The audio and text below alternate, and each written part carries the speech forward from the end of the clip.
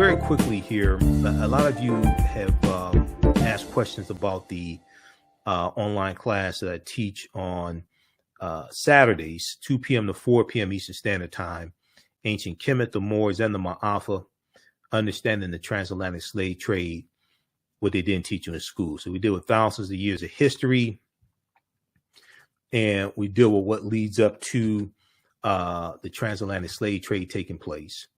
When we study our history, we can't start our history in slavery. And this is one of the things that really has to be impressed during Black History Month, African American History Month. We can't start our history in slavery. We have to deal with thousands of years of history that leads up to the transatlantic slave trade taking place. We have to deal with ancient Kemet, ancient Egypt, Nubia, Ta-Nehisi, deal with these African civilizations, deal with Carthage, and deal with Zimbabwe and different things like this. Okay. And what we do in this class, and there's over 200 slides in the class,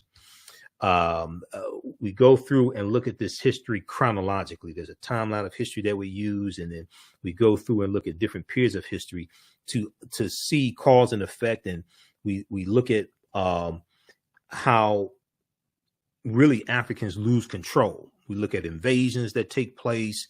One of those things we look at are the Punic Wars, and we look at Hannibal Barca and the Battle of Cannae in 216 BC. But we have to understand that even when we look here at the U.S., we have to understand that African people have been in the land we call the United States of America, this landmass. We've been here at least 51,700 years.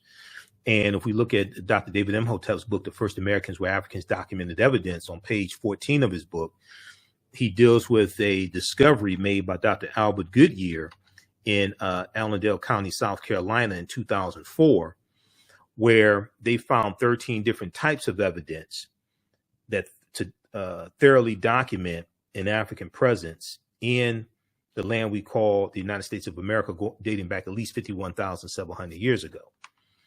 Now, this is, and in South America, dating back at least 56,000 years ago. And they found artifacts, architecture, campsites, carvings, Egyptian writings, footprints in lava, genetic M174, dihaploid groups dealing with DNA and genetics, linguistics, painting, skulls, skeleton structures, and tools. Now, these were the Khoisan. The Khoisan have the oldest DNA on the planet. This is Dr. Albert Goodyear, who's an archaeologist at the University of South Carolina. This is an article from 2004 from ScienceDaily.com that talks about his discovery. This article is almost 20 years old. New evidence puts man in North America 50,000 years ago.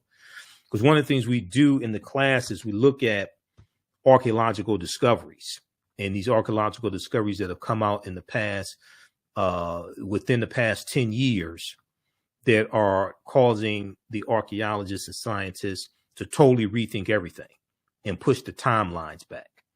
Okay, so this is why we can't start our history in this country with us conquered and shackled and chained and conquered by Europeans. All right, but even when we deal with our history before the United States, we can't start our history in 1441 with the Portuguese going into Mauritania. We can't start our history in slavery. We have to deal with when African people ruled the world. So the Khoisan have the oldest DNA on the planet. In October 2012, genetic study published in Science magazine found that the Khoisan in Southern Africa are the oldest ethnic group of modern humans, with their ancestral line originating about 100,000 years ago. The Khoisan, formerly called by the derogatory term Bushmen, are genetically unique, and no other currently known population had separated so early from our common modern human ancestor, according to the report. The Khoisan live mainly in Southern Africa and territories spanning Botswana, Namibia, Angola, Zambia, Zimbabwe, and South Africa. They are largely divided into two groups: hunters and gatherers, the Sans people, S-A-N, that's the Sans people, and keepers of livestock, the Khoisan people. The Khoisan languages include the distinctive click sounds that aren't found in the languages of their neighbors. Now, AtlantaBlackStar.com has a good article called 5 Ethnic Groups That Prove the First Humans Were Black. Okay. And then we have the people of the Andaman Islands as well. There's a number of different archaeological discoveries that we look at that will totally blow your mind, and they're causing the archaeologists and paleontologists and scientists to understand that all of this is much older than we thought, and they have to keep pushing the timelines back. I mean, there was an ancient beer factory discovered. It was discovered last year. It was discovered in 2021 in Egypt that dates back 5,000 years. But this discovery right here, New York Times has an article from February 2010 on Crete, new evidence of very ancient mariners. On Crete, new evidence of very ancient mariners. And this discovery deals with on the Greek island of Crete, which has been an island for more than 5 million years. They found stone tools that date back at least 130,000 years ago. They found stone tools that date back at least 130,000 years ago. And they said this is looked at as evidence, because it's considered strong evidence for the earliest known seafaring in the Mediterranean. Now, Crete has been an island for more than 5 million years, meaning that the tool makers must have arrived by boat. You're talking about 130,000 years ago. Okay. And one of the things Dr. David Imhotep deals with is how we were sailing 130,000 years ago. So this seems to push the history of Mediterranean voyaging back more than 100,000 years, specialists in Stone Age archaeology say. Previous artifact discoveries had shown people reaching Cyprus, a few other Greek islands, and possibly Sardinia no earlier than 10 to 12,000 years ago. So this is causing them to have to rethink everything. Okay, you have the lost city of Egypt, Tanis Oracleon, which what they found was revealed in 2013. This was a city in Egypt built about 8th century BC or BCE, before the Common Era, and it was swallowed into the sea. It was swallowed into the sea about 1,200 years ago. Okay, Tanis Oracleon, and they found 16-foot tall statues. They found 64 ships, okay, at the bottom of the sea. This is what they found, but they found all this evidence of this lost city of Egypt, Tanis Oracleon. They found 700 anchors, countless gold coins. This discovery was revealed in 2013. So I remember when it was revealed, I talked about it when it came out, okay? All right, now, when we look at the Washington Monument, that is a ancient African symbol called a Tekken, which comes from the mythology of Asar, Aset, and Heru, who the Greeks called Osiris, Isis, and Horus. And there were about 1,200 Tekkenu all throughout ancient Kemet. We know that the foundation of Freemasonry comes out of ancient Kemet as well, comes out of the teaching from the lodges, the mystery systems, out of ancient Kemet. And 50 of the 56 signers of the Declaration of Independence were Freemasons. Egypt. So there's some books that we reference in the class. You don't have to buy any of the books to follow along. But one of them is Egypt on the Potomac by Tony Browder. And I've interviewed, Browder's a friend of mine. I've interviewed him a number of times. Brilliant historian and archaeologist. There were approximately 1,200 Tekenu built in ancient times, but only about a dozen are found in Egypt today. Many of the Tekenu removed from Egypt are now in Istanbul, Turkey, London, England, Paris, France, Berlin, Germany, Vatican City in Italy, Rome, Italy, Vatican City, and elsewhere throughout the world. The Tekenu for plural, are now called obelisks by their new owners, and few know their origin or that they symbolize the resurrection of the African king Asar, or the African king Asar from the mythology of Asar, Set, Heru. Now, the word Mason is derived from the Latin words mass and sun. Mason means child of light and expresses the desire to pursue light, which is a metaphor for the sun, which symbolizes knowledge. So for eons,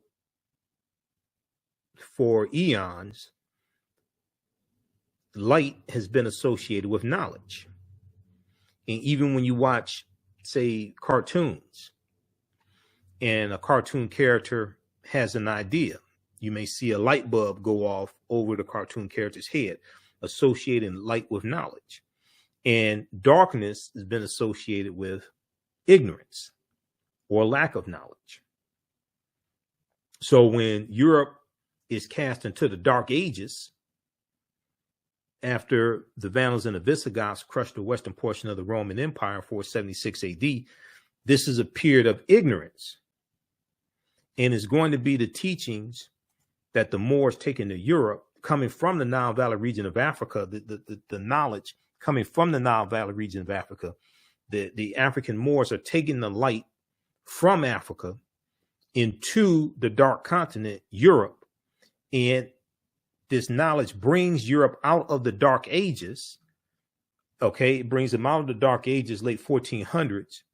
And then they go into the next age, like early 1500s, you go into the next age, which is the Renaissance age, which is a period of enlightenment, light in reference to knowledge.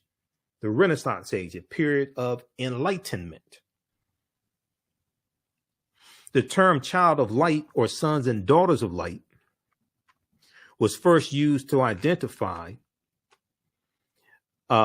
students who had completed 42 years of study in the temples of ancient Kemet. Many Masonic temples were modeled after the temples of Kemet, places where light or knowledge was imparted in a series of steps or degrees. So George G.M. James talks about this in Stolen Legacy. The concept of liberal arts colleges comes out of ancient Kemet, comes out of ancient Africa. And he taught in Stolen Legacy, he talks about the 7 liberal arts, the arithmetic and the rhetoric and the logic, different things like this. And the concept of going to an institution of higher learning and getting your credentials in a series of steps or degrees comes out of ancient Africa. So associate's degree, bachelor's degree, master's degree, philosophy degree, PhD, etc. These are ancient concepts. Okay, so Masonic temples are considered houses of light or temples of learning. The term Mason, child of light, is a direct reference to the highest degree of the Kemetic education system. Okay. The 33 degrees of instruction within Freemasonry represent a fraction of the 360 degrees of instruction that comprise the Kemetic system of education. Yet with less than 10% of the wisdom of ancient Kemet, of ancient Africa, Freemasons have held positions of influence and power throughout the world for over 200 years. Read page 33 of Egypt on the Potomac by Tony Browder. Okay, so there's a ton of information that we deal with. We deal with things like who was St. Nicholas, because we go through and look at thousands of years of history. And we go through this history chronologically. We deal with some of the history of the Moors and going into the Iberian Peninsula, which is today known as Spain and Portugal, 711 AD. We look at some different African civilizations, Ghana, Songhai, and Mali, and Zimbabwe, and Carthage, and Nubia, and Abyssinia, Ethiopia. But when we look at St. Nicholas, first of all, a lot of the early Christian saints were African saints. A lot of early Christian saints were Africans.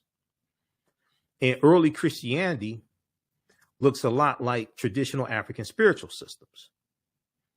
A lot of early Christians believed in some sort of reincarnation. So if you read Christianity Before Christ by Dr. John G. Jackson, he breaks down a lot of this in the book. Okay, now how's everybody doing? Okay, you're still there? You still awake?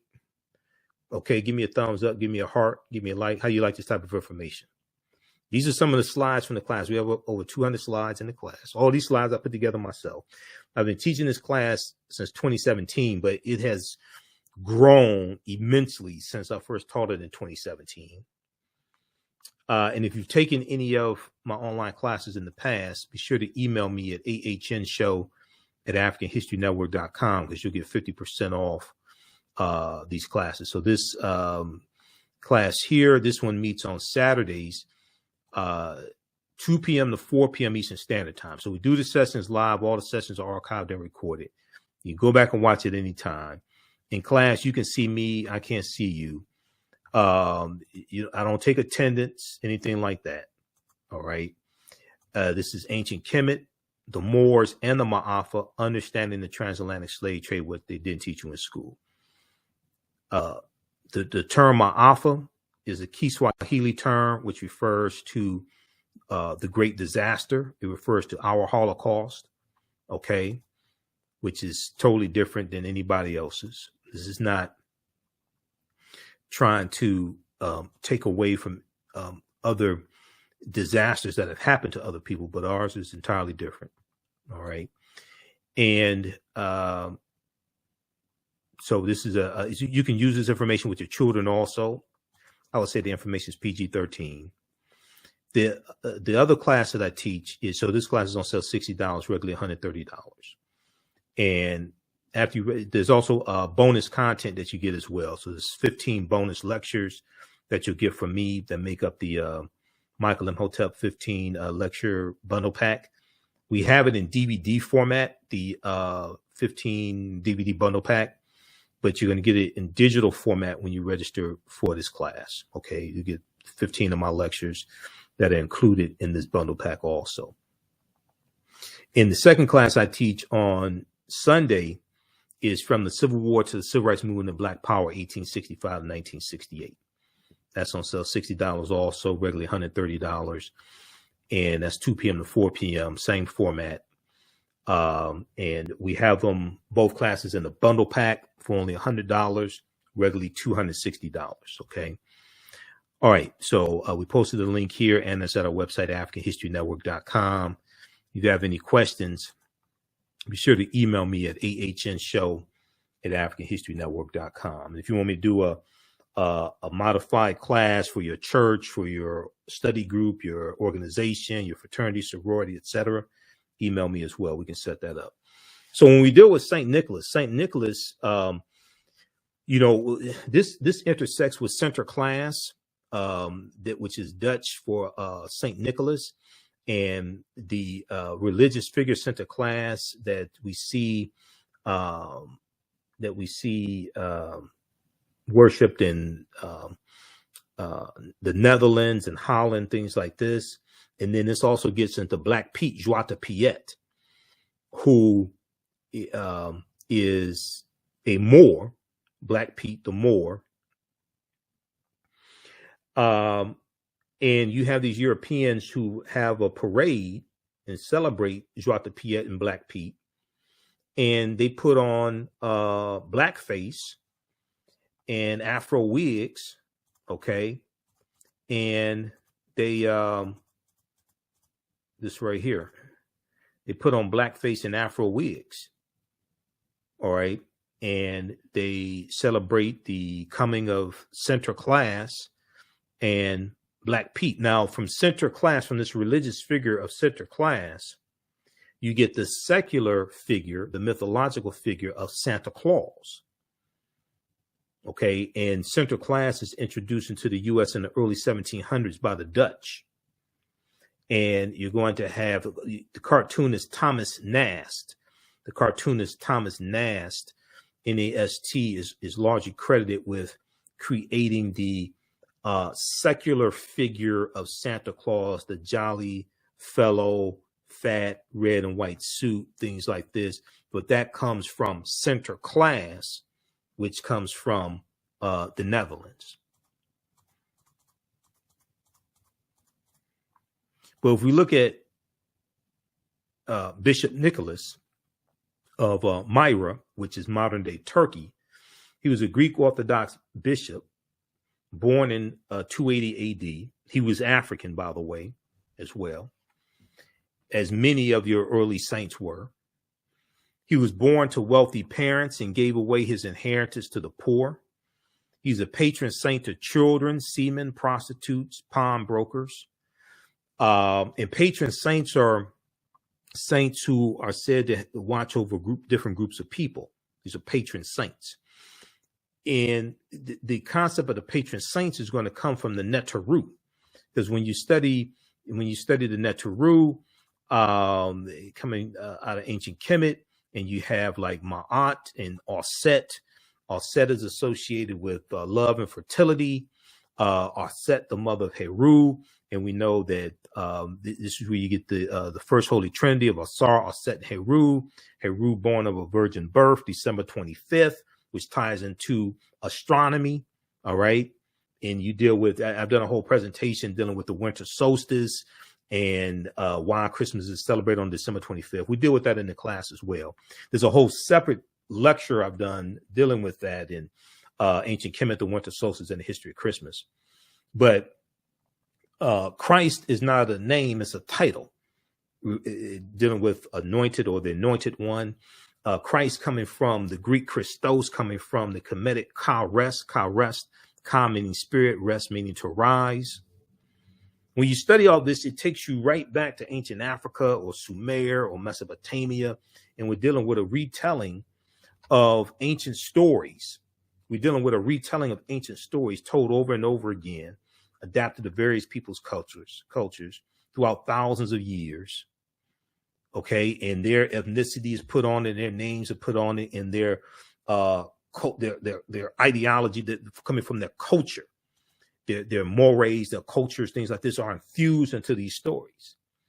When you look at in Europe, they were worshiping the Black Madonna and Child even before the Moors go into Europe, which comes from Asar, Auset, and Heru. But you still have statues of the Black Madonna and Child in Europe right now, in France, in Spain, in Portugal, Germany, Czechoslovakia, Russia. And from the Black Madonna and Child, you get the decolorized version of the white Mary and Jesus. And as Europeans are coming out of the Dark Ages and they start conquering other people's lands and extracting the wealth out of people's lands, extracting the mineral wealth and building up Europe, because Europe had been devastated by the Black Death, the bubonic plague, and from 1347 to 1400, Europe loses between a quarter to a third of their population. But as you see a rise in European powers, you're going to see a rise in the dominance of the European phenotype. European phenotype gets elevated, and a lot of these different figures that were traditionally African figures, mythological, etc., get reinterpreted as European. When you study Zeus amongst the Greeks, In Greek mythology, they tell you Zeus comes from Ethiopia. We know the word Ethiopia and Ethiops is Greek, which means sunburnt, but they tell you Zeus comes from Ethiopia. Originally, Hercules was black. Then you're going to see Michelangelo paint the Sistine Chapel, and he uses his aunt and uncle as the models for Adam and Eve. You're going to see this reinterpretation of these traditional figures that were traditionally African. You're going to see them reinterpreted as European, and then they're going to be projected around the world. If you look at this book here, this is one of the books I use in the class from Runoko Rashidi, who is a friend of mine. We know Runoko passed away August 2nd, 2021. He was in Egypt. Black Star, the African presence in early Europe. Black Star, the African presence in early Europe. So on page 90, and we know Runoko had a library of probably about 40,000 photographs he took. He visited something like 125 islands and countries all around the world. And he would document the African presence all around the world. So these are statues of the Black Madonna and Child in Switzerland, Poland, Madrid, Spain, Luxembourg City, Luxembourg. They were basically worshiping African people. This is coat of arms of Pope Benedict XVI with the head of a Moorish king. Because when you study a lot of these Europeans' bloodlines, they have African Moors in their bloodlines because the Moors intermixed into European populations. Okay, so on a lot of the royalty in these different European nations, on their coat of arms, they have an African Moorish head because they had some Moorish ancestry in their bloodline. This right here is the flag of Sardinia, the national flag of Sardinia that has 4 Moors heads on it. That's the national flag right now. Originally, the bandana was a blindfold because the Moors were in those areas, but they were conquered. And we're going to see in different areas, like the Moors conquered and enslaved, and we see this especially amongst the Spanish. Okay, and they're going to be taken into different like Spanish colonies. But this is a deep history. We look here, you see the Black Madonna and Child here in France. You see it, another Black Virgin of Paris. We see one here in Spain. Another one in Kremlin in Moscow. This painting, that's in Moscow. This is page 89. Okay, so this all ties into our history. This is a deep book right here. I interviewed Runoko about this book in 2014. This is another book we use in the class, Golden Age of the Moor, edited by Dr. Ivy Van Sertima. Because this, we go through and deal with this history chronologically. Okay, so Golden Age of the Moor is another book we use. Before the Mayflower by Lerone Bennett Jr. is one that we use. Okay, this is the 6th edition. It's beat up. I need another one. Now Valley Contributions of Civilization by Tony Browder is one. How White Folks Got So Rich, The Untold Story of American White Supremacy. This is the 3rd edition from the Nation of Islam Research Group. The Egyptian Philosophers, Ancient African Voices from Imhotep to Akhenaten by Dr. Malefe Kete Asante. Now, you don't have to buy any of these books to follow along in class. I use these for reference. We cite different parts of the book. This right here, the Declaration of Independence and Other Great Documents of American History. I use it more so in the second class I teach, from the Civil War to the Civil Rights Movement and Black Power, 1865 to 1968. This one right here. This is probably about $2 from Dover Books. This is a really good one. It has Declaration of Independence, U.S. Constitution, all that stuff in there. But you can read the U.S. Constitution at loc.gov, Library of Congress website. Okay, you can read it for free there. Because when we understood the Constitution, we'd be much better off. We understood history and law. This one right here, Collective Courage, A History of African American Cooperative Economic Thought and Practice by Dr. Jessica Gordon Nimhart, which deals with our deep, rich history of cooperative economics and the co-ops. This is another book that we reference in the class. Okay. Nile Valley Contributions to Civilization by Tony Browder. Egypt on the Potomac by Browder as well. This book right here, Egypt on the Potomac. Christmas Miscellany, Everything You Always Wanted to Know About Christmas by Jonathan Green. This is one of the books I read when I was really studying the history and origins of Christmas, because I've been doing presentations dealing with the history of Christmas going back to 2012. So those are just a few of the books that we do within the class. So you don't have to, some of these books you may have in your library. If you don't, it's fine. You still be able to follow along in the class because I have a lot of slides for you. All these slides I put together myself. How's everybody doing? Okay. How you all like this type of information? Who still needs to register for this 10-week online class? As soon as you register, you can watch the class we did last week. I'll post a link here again. And we also have a bundle pack when you register for both classes for only $100. The classes are regularly $130 each. You have a special discount right now. And if you have any questions, if you have to make any other arrangements, if you want to pay through PayPal or anything like that, or pay through Cash App, email me ahnshow@africanhistorynetwork.com, ahnshow@africanhistorynetwork.com.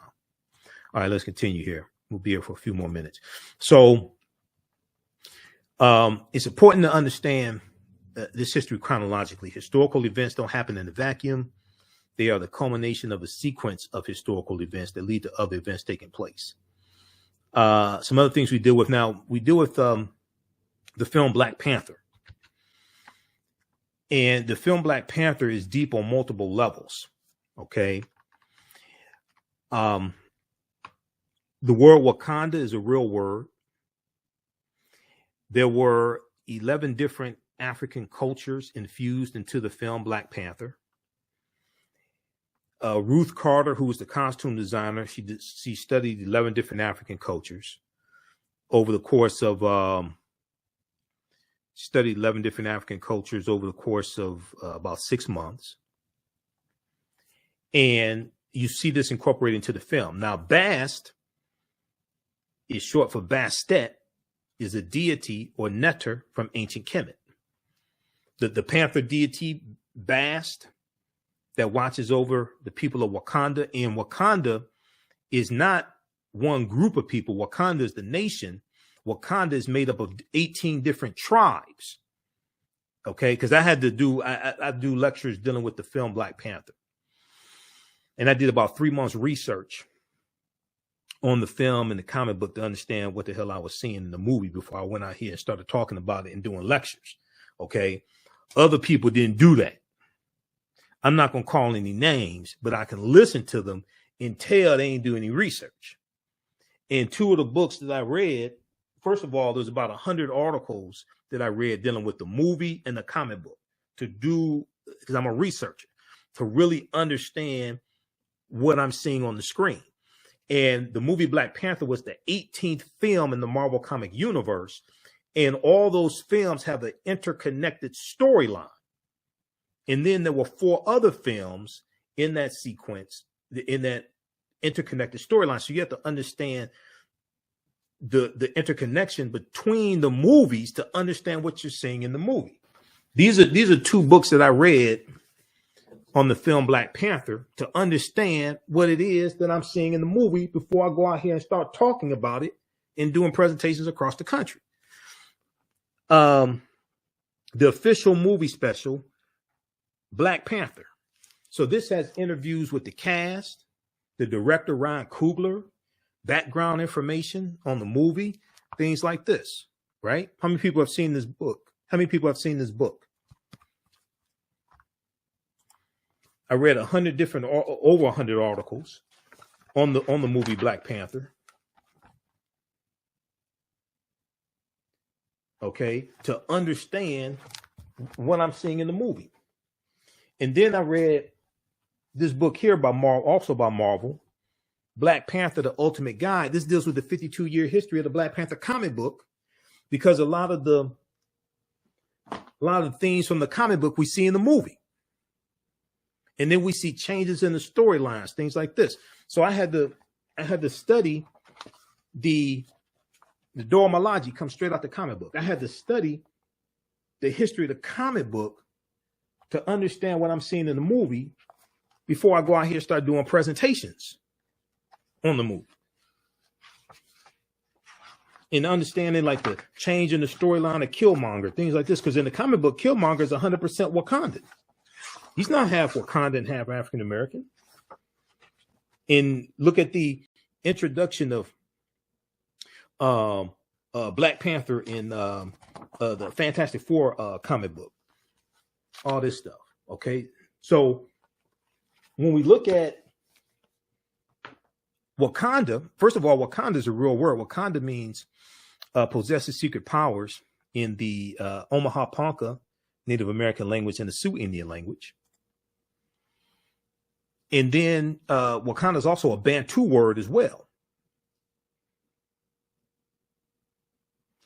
Now, when we look at Bast or Bastet, Bastet is an ancient Egyptian goddess or neter worshipped in the form of a cat or in the form of a lioness and later a cat. She's a goddess of warfare in Lower Kemet, worshipped as early as the Second Dynasty, about 2890 BCE, before the Common Era. When we look at the Black Panther comic book, Wakandan religion and its tribes. The religion of the Wakandan people first developed during the pilgrimage to the land in their conflict with the originators.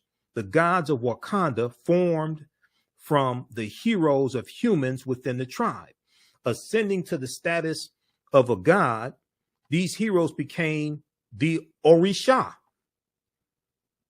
The Orisha are the names of the deities in the spiritual system of Ifa, which is practiced amongst the Yoruba of Nigeria. This is in the comic book, the Orisha. Some people say Orishas, but a brother from Nigeria told me, he said it's Orishas.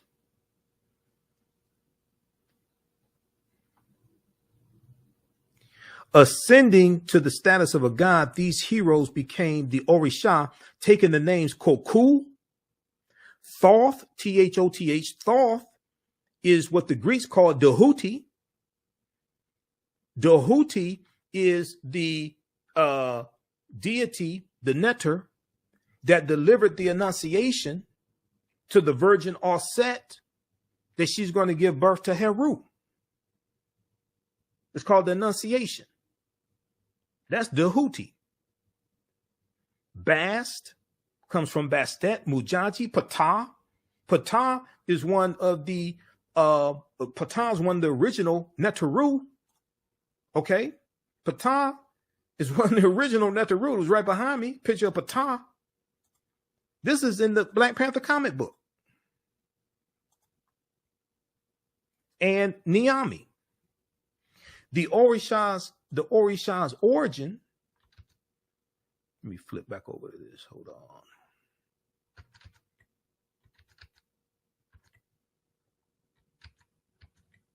The Orisha's origin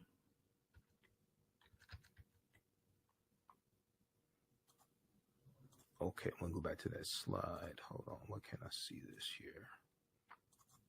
All right, here we go. Should be able to see it now. The Orisha's origins date back to the ancient Egyptian beings known as the Inuit. So if you study ancient Kemet, you know the Inuit refers to the 9 original Neteru. This is out of the Black Panther comic book. What are the Inuit? Inuit means group of 9 in Greek. In ancient Kemet, they were called Pesjet. The 9 Neteru were Atom, which is the sun, Shu, which is air, Tefnut, moisture, Geb, earth, and Nut, sky, Asar, who the Greeks called Osiris, Aset, Isis, Seth, Set, who was the brother of Asar, and Nephthys. This is known as the Ennead, which comes straight out of ancient Kemet, but that's in the Black Panther comic book. Read pages 274 and 277 of Ancient Egypt by Lorna Oakes and Lucia Galen. Also Nile Valley Contributions to Civilization. And they break this down in the book, because pages 274 to 277, they have a chart of the Neteru.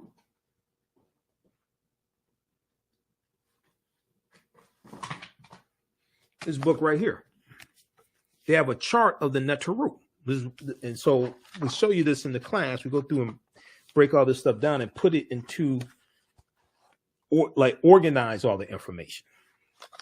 They have a chart of the deities of the Neteru and their attributes. And from the Neteru, this is where we get the concept of the saints. Because in Christianity, and contrary to popular belief, the Catholic Church wasn't founded until mid 11th century AD. It's going to be the Eastern Orthodox Church that we see early on. So when you had the Council of Nicaea in 325, that's not the Catholic Church. Catholic Church is not founded until centuries later. That's the Eastern Orthodox Church. That's the Eastern Orthodox Church that we see when in 431 or 432 AD, Pope Celestine I sends a British slave named Patrick into Ireland to convert the Irish to Christianity. Catholicism doesn't exist, and he's fighting against the Druids and killing the Druids. This is how we get the myth of Saint Patrick, and they say he drove the snakes out of Ireland. But the Druids are dealing with a watered down version of teachings coming out of ancient Kemet, and they wore on their helmets, they wore a cobra, or they have a uraeus on their helmets, and they were known as the snake people. We also deal with things like because we deal with the Crusades, starting at about 1096 AD, 1095, 1096 AD, the Crusades. And we know during the Second Crusade, you have the Knights Templar formed in 1118 AD. The Knights Templar are they're learning from the Moors, and they become very powerful. And the Knights Templar in France, they're going to be disbanded October 13th, 1307. And we deal with this whole thing called frigatriskaidekaphobia, which is the fear of Friday the 13th, and triskaidekaphobia, which is the fear of the number 13. And there's history behind it, and part of that deals with the Knights Templar, Friday the 13th, 1307, losing power. But the teachings of the Knights Templar go underground, and they resurface as the Freemasons and Rosicrucians and these different other secret societies or societies with secrets. But these are watered down versions of the teachings that the Moors take into Europe that come from ancient Africa.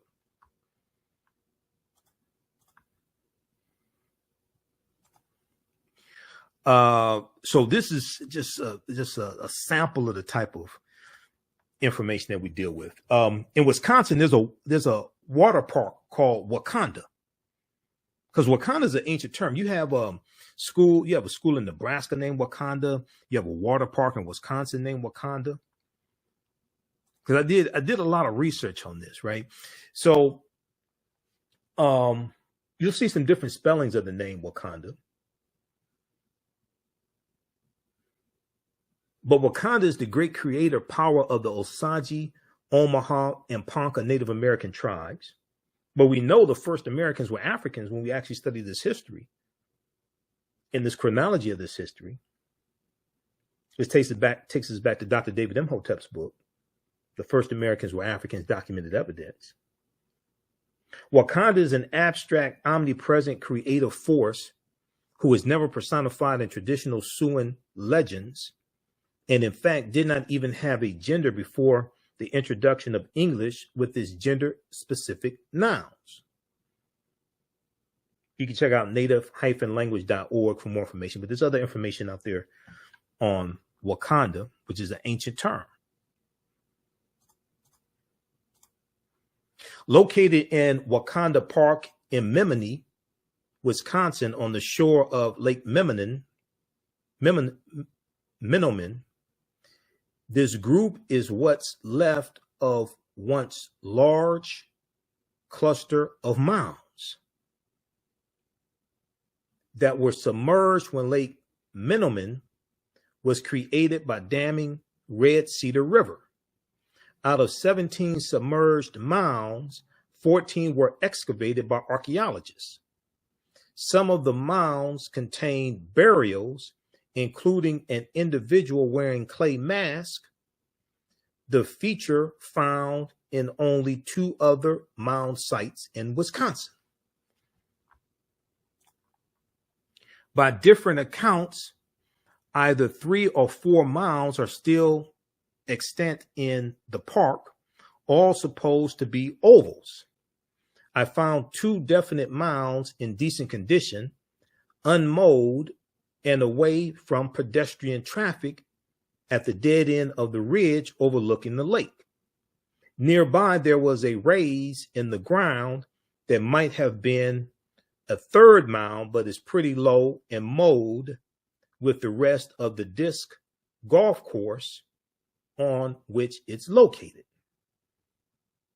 Okay, you check out wisconsinmounds.wakandaparkmounds.html or Menominee-wi for wisconsin.gov. Now, in doing this research, so I was looking, and they have this historical marker, this whatever this is, this sign, this like historical marker here at the Wakanda Park in Wisconsin. And it talks about a group of ancient mortuary mound, and it talks about prehistoric Indian mounds. And they talk about these early mound builders. So this is a deep history. Okay, so these are just a few of the things we deal with. We talk about Carthage and Hannibal Barca and the Battle of Cannae in 216 BC, and Carthage being destroyed in 146 BC by the Romans. We deal with Ghana, Songhai, and Mali, 3 great West African nations. We talk about the Moors as well. And everything we taught Europeans came back to kick us in the behind. We deal with, according to the Oxford English Dictionary, the Moors as early as the Middle Ages and as late as the 17th century were commonly supposed to be black or very swarthy, and hence the word is often used for negro. Early in the 8th century, after a grim and extended resistance to the Arab invasions of North Africa, the Moors joined the triumphant surge of Islam. Following this, they crossed over from Morocco over to the Iberian Peninsula, which is today known as Spain and Portugal, where their swift victories and remarkable feats soon became the substance of legends. In 710 AD, or Common Era, Tarif, with 400 soldiers and 100 horses, all Berbers, successfully carried out a mission in southern Iberia. Tarif, an important port city in southern Spain, is named after him. This was a reconnaissance mission to get the lay of the land and see what they were up against. It is clear, however, that the conquest of Spain was undertaken by Tariq ibn Ziyad. Tariq was in command of an army of at least 10,000 men. And where they land when they go in 711 AD it's a rock promontory called Jebel Tariq, or Tariq's Mountain, also known as Gibraltar or the Rock of Gibraltar. And this is named after Tariq ibn Ziyad. So we go through and we look at everything from Christopher Colon to Publius Cornelius Scipio Africanus, who is attacking Carthage. We look at what Columbus is central to really understanding the spread of the transatlantic slave trade and where he went on his 4 voyages. And the nations that he conquered, the island nations that he conquered, like Jamaica and Dominican Republic and Haiti on the island of Hispaniola, which he called La Isla Española, which is anglicized to Hispaniola, okay, refers to the Spanish island. So the western third of the island of Hispaniola was a colony they called Santo Domingo amongst the Spanish. When the French take over the colony in 1697 from the Spanish, they call it Saint Dominique. And we know there's a revolution in 1791 in that colony. And when those Africans declared their independence January 1st, 1804, they called it Haiti, which is the Taino name, Haiti. And we call it Haiti.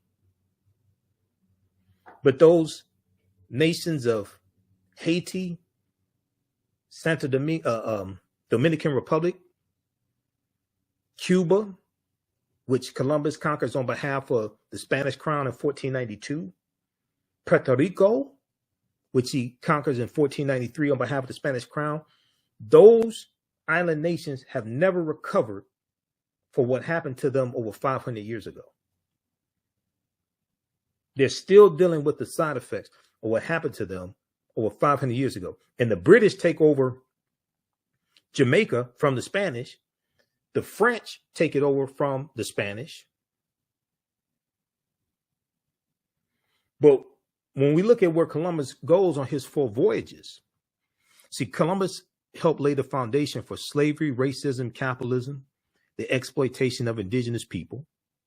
And then we see that we're going to have the Asiento de Negros signed by King Charles V in 1518, which really expands the transatlantic slave trade and causes direct transports of Africans from Africa directly to the Spanish colonies without having to go into Spain first.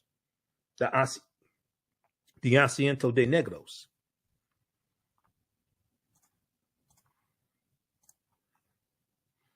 So we go through and look at a timeline of history. We deal with things like what are papal bulls, we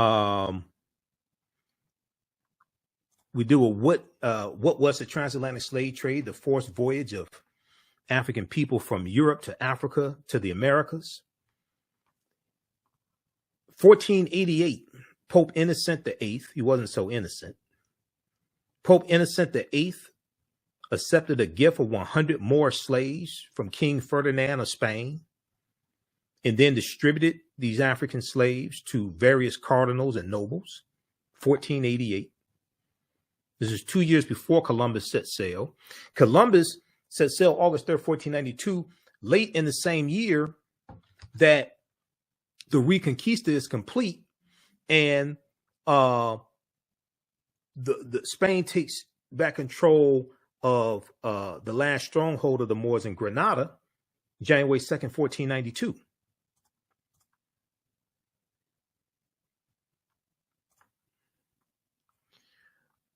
When we look at, let me see here. What was the Middle Passage? So the Middle Passage was the leg of the triangular trade from Africa to the Americas, or what Europeans call the New World. Manufactured products such as rum and textiles were, or weapons and gunpowder, etc., were taken from Europe to Africa in exchange for Africans who would become slaves or exchange for gold and silver. These Africans were then sold in the Americas, in the Caribbean, for raw materials such as sugar and molasses. And one of the things that they're doing, especially amongst the Spanish, and the French do this also, they set up sugarcane plantations in these colonies because sugarcane grows in warmer climates. So Jamaica and Haiti and Cuba and Puerto Rico are excellent climates to grow sugarcane. And sugarcane was a big commodity even before cotton became king. So we take you throughout history, and then we leave off in about the 1830s or so, 1840s. In the second class that I teach, from the Civil War to the Civil Black Power, 1865 to 1968, that second class basically picks up where this first class leaves off. And the reason why is because the second class is a 10-week online class.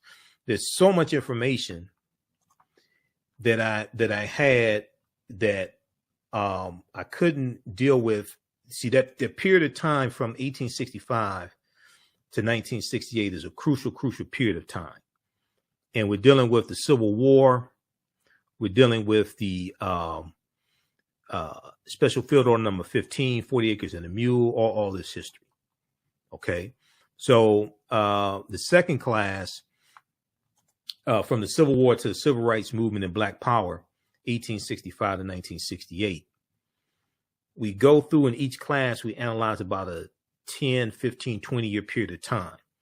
We start in 1803 with the Louisiana Purchase, which is tied to the Haitian Revolution of 1791.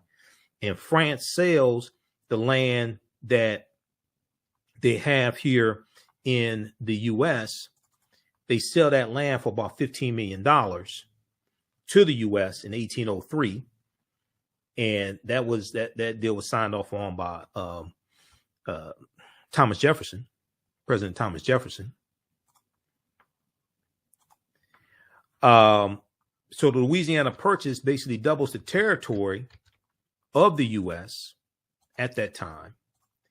And they're going to carve out about 15 states out of this territory.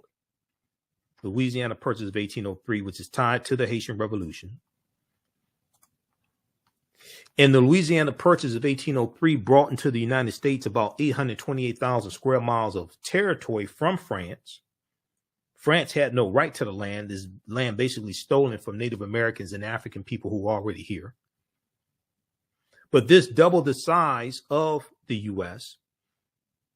What was known at the time as the Louisiana Territory stretched from the Mississippi River in the east to the Rocky Mountains in the west, and from the Gulf of Mexico in the south to the Canadian border up north.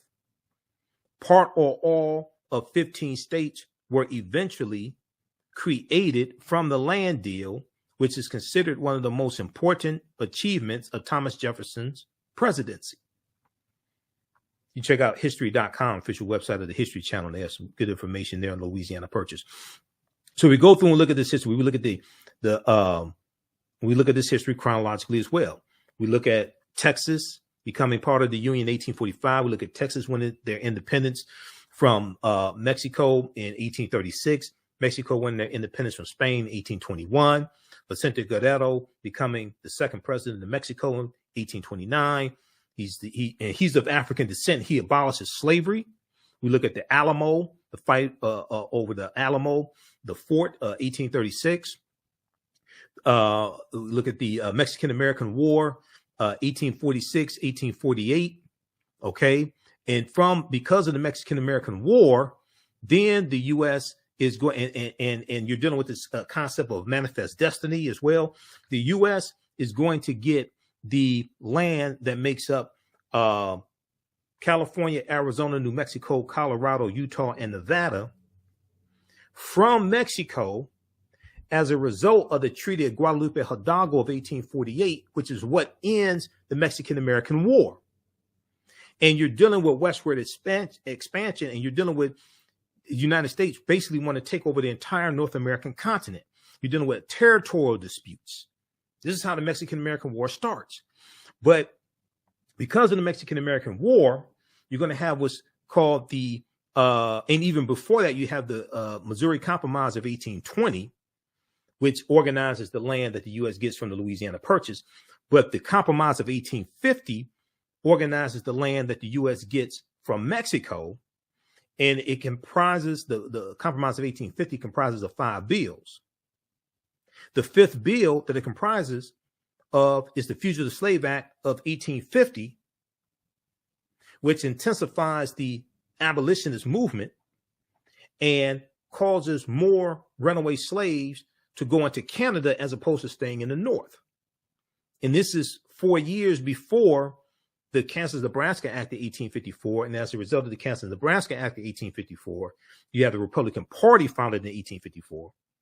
Because the majority of the time that slavery exists in this country, you don't have a Democratic Party or Republican Party. Democratic Party is not founded in 1828. Republican Party is founded in 1854. So we're going to go through and see what leads to the Civil War taking place. Okay. And that's triggered especially by the election, the November 6, 1860 presidential election. And Abraham Lincoln becomes the president-elect. And the many southern states fear that Lincoln is going to free the slaves. So the first state to secede from the Union is South Carolina, December 20th, 1860. About 6 weeks after Lincoln becomes president-elect. The Civil War in the United States began in 1861, April 12, 1861, with the attack on Fort Sumter in South Carolina. After decades of simmering tensions between northern and southern states over slavery, states' rights, and westward expansion. The election of Abraham Lincoln, November 6, 1860, when he became president-elect, caused 7 southern states to secede from the Union and form the Confederate States of America. 4 more states soon joined. The war between the states as a civil war was also known, ended in Confederate surrender in 1865. The conflict was the costliest and deadliest war ever fought on American soil, with some 620,000 of 2.4 million soldiers killed, millions more injured, and much of the South left in ruin. And then we deal with Reconstruction, which is a crucial period of history, which is not really taught in schools. Reconstruction, 1865 to 1877, where African Americans were showing America really how to have a democracy. There's a good article from time.com that we've talked about here on this show. Came out January of 2022, January 12, 2022.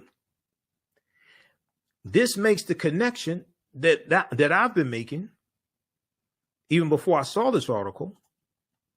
This makes the connection between the political violence targeting African Americans and white Republicans during the Reconstruction era.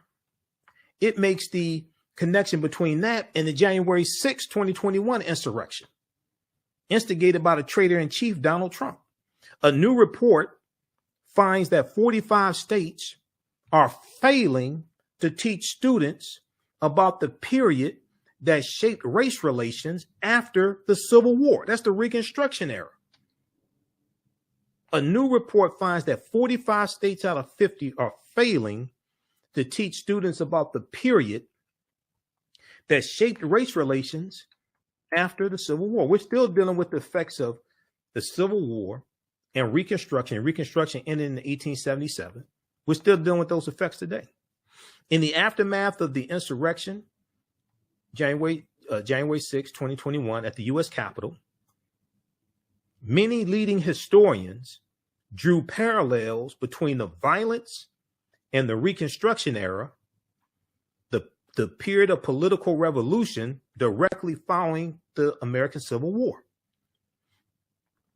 Quote, the events we saw reminded me very much of the Reconstruction era and the overthrow of Reconstruction in 1877, which was often accompanied or accomplished, I should say, by violent assaults on elected officials, which is why you needed the Ku Klux Klan Act of 1871.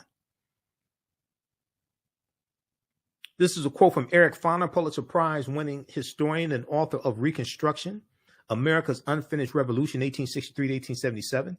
He said this in an interview with the New Yorker published a week after the January 6th insurrection. This is what I've been saying on the show.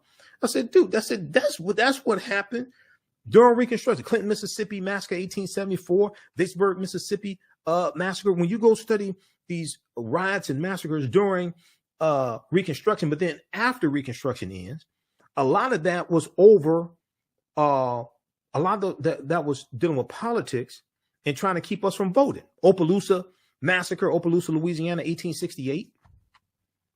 This is before Wilmington, North Carolina, 1898, where they overthrew a biracial government in Wilmington, North Carolina. This was long before that.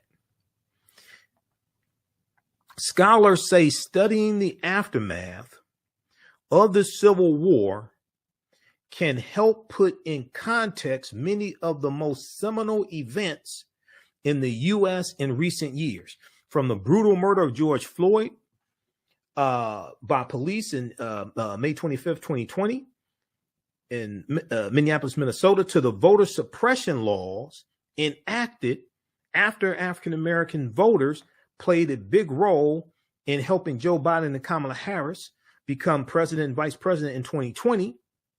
But despite the timeliness of the era in today's climate, many students in American schools will not get a full education of Reconstruction until they get to college.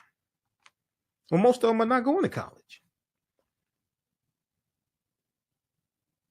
And this is directly related to our understanding of history, and your understanding of history influences your understanding of politics and who you vote for and the policies you support. In social studies standards, 45 out of 50 states and the District of Columbia, discussion of Reconstruction is partial or non-existent. In 45 states out of 50 and the District of Columbia, discussion on Reconstruction, 1865 to 1877, is partial or non-existent, according to historians who reviewed the period, reviewed how the period is discussed in K through 12 social studies standards for public schools nationwide. In a report produced by the education nonprofit Zen Education Project, the study's authors say they are concerned that American children will grow up to be uninformed about the critical period of history that helps explain why full racial equality remains unfulfilled today. So all this is connected, and all this is tied to history. And historical events don't happen in a vacuum. They are the culmination of a sequence of historical events that have a domino effect and lead to a larger event taking place. Okay, so check this out from time.com. A new report finds that 45 states are failing to teach students about the period that shaped race relations after the Civil War.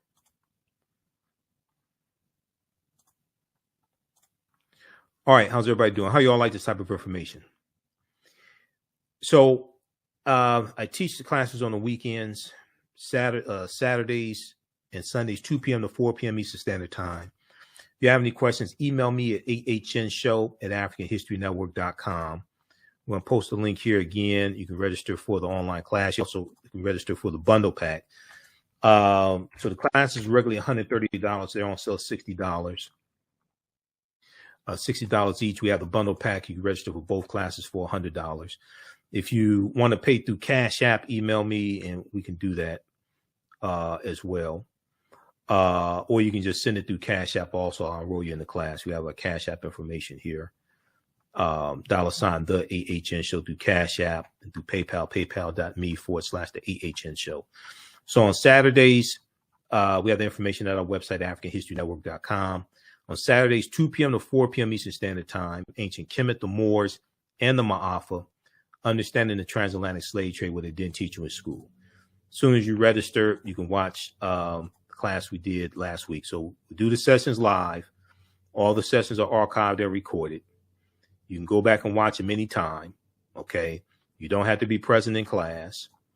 And even a year, and once you register, you have full access to the class. So even after the course is over with, a year from now, if you want to watch the full classes there, you can watch it. You can also use this information with your children and your family. The information, I would say, is PG-13. I don't do a lot of cursing. It's not overly graphic. I don't show naked people and things like this. It is, it's not like that. On Sundays, 2 p.m. to 4 p.m., I teach from the Civil War to the Civil Rights Movement and Black Power, 1865 to 1968. Okay. All right. And then all of my DVD lectures and digital downloads are at our website, AfricanHistoryNetwork.com. If you have any questions, email me. If you want me to do a presentation or you want me teaching these classes for your churches, your study groups, organizations, fraternities, sororities, you want me to do a modified, a shorter version of these classes, or you want me to do a presentation for your group or organization, email me as well. Okay, well, look, we have to get out of here. I'll see you all in class.